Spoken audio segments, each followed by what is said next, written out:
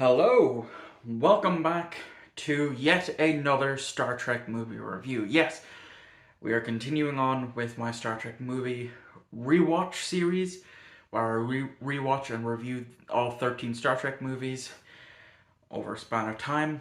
Today's one is going to be of Star Trek 4, The Voyage Home. Let's get started. Admiral, there be whales here.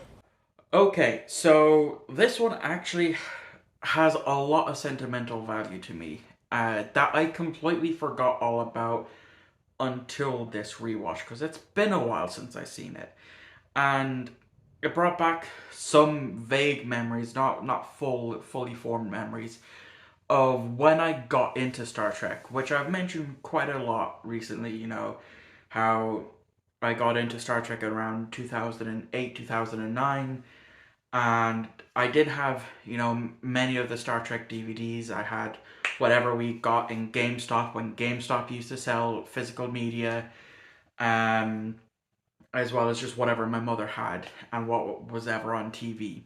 And so this was either before or after the Star Trek '09 movie, where I sat down and watched all the Star Trek movies that my mother currently owned. This was one of them, as well as The Final Frontier and The Undiscovered Country. So this was really my foray into the original series in a sense, because, like I said, the only way that I could have watched the original series back then was on CBS, on Sky, whenever that aired, but I just could not get into it. But I definitely got into the movies, which I do love, and this is one of the ones that holds a sentimental value. I remember watching it and laughing and falling in love with this movie. And the exact same thing happened again with this rewatch.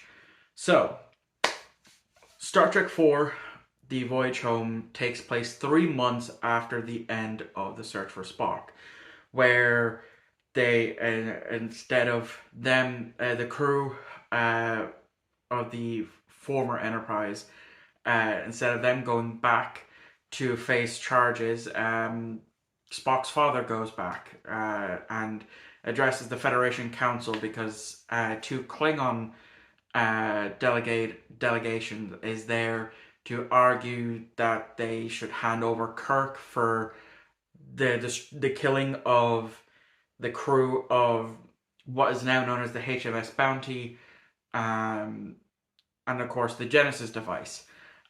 Which then, of course, Spock's father does what he does best and gets them essentially out of it. And as all that's happening, a probe is slowly making its way to Earth. And any ship that comes in contact with it, it drains its powers. The first ship being the Saratoga, which is a variant of the Miranda class. So it's a nice, again, use of another ship that isn't either the Excelsior or a Constitution refit in this movie that I thoroughly enjoy, because I want to see more diversity in the ships now. I get back then budget was the issue. So eventually it makes its way to Earth and is ripping up the oceans essentially, because what it needs to communicate with is humpback whales. And at that point in the 23rd century, they're extinct. So what does the crew of the HMS Bounty decide to do? Well, time travel. Essentially, this is a time travel movie where they go back to, I believe it's 1986 or 87 that they go back to, in order to find two humpback whales in order to bring them into the future. And of course, like with a few Star Trek episodes that we've seen, it's essentially a fish out of water experience for our crew, because they aren't used to the 20th/21st century way of life. They're more used to the more sophisticated 23rd century and 24th century of life. And so what Kirk does when he realizes they're going to need money, he takes the glasses that Dr. McCoy gave him in the second Star Trek movie and sells it for 100 USD at that time, which then kind of creates a loop of McCoy acquiring them in the future to give to him, and then that loop starts up again. And so they all split up they all have their own things to do. Finally, we actually get more screen time with the rest of the crew instead of it just being the main trio of McCoy, Kirk, and Spock. They actually give Uhura something to do. The same with Chekhov and Sulu, and obviously Scotty as well. So they all go off and do their own thing. Where Uhura and Chekhov go to the Enterprise, which is a naval ship, and they use it to get the radiation nuclear power stuff from there to be able to help recrystallize dilithium. Then we have McCoy and Scotty going to this plastic company and giving them, knowledge of stuff from the future now. And what I love is when McCoy pulls Scotty aside, he's like, "Are you sure you want to do this?"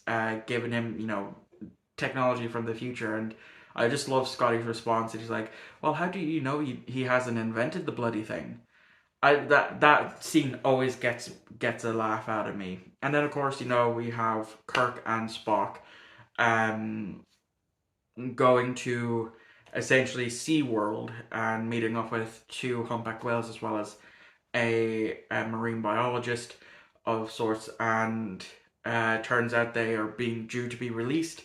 And she thought it was going to be noon the next day, but it turns out it was actually at night. So when they have everything set up and they rescue Chekhov from a hospital because he had a bad fall and severely injured himself on the Enterprise because they couldn't beam him out. They only managed to beam out Uhura. Um, then they manage to go track down the whales and bring them into the future. All's good. They go to trial. All charges are dropped except for insubordination, and Kirk is then dropped from admiral back to captain, which is what he really wants and what he should have stayed as. And then of course they get the new USS Enterprise NCC 1701A, which is obviously the Constitution refit. So there is a theory around the Constitution refit. Is it a brand new Constitution refit that they built from the ground up, or is it the USS Yorktown, which we also know has gotten a refit like the other Constitution classes, but it had issues adapting to the new system. So I don't know. They might have rechristened the Yorktown to the Enterprise. Let me know what you thought of if I can talk, what you think of that theory in the comment section below. So yes, I genuinely do love this movie, and it is very sentimental to me compared to the likes of the previous three movies that I reviewed, because I watched them at all different points. But when I was just getting into Star Trek, it was this movie that I watched and instantly fell in love with. I even when, like I said, when I was watching it, a lot of the jokes still made me laugh, and I think it's it stands up as a movie. I know not a lot of people think that nowadays, but I genuinely do think The Voyage Home holds up as well as it does. So that is going to wrap up this review. Let me know what you thought of this movie in the comments section below, and I will catch you all for whatever video I have planned next. It's either going to be a live DVD and Blu-ray hunt, or it's going to be a pickups video. I can't remember which, but I'll catch you all on the next upload.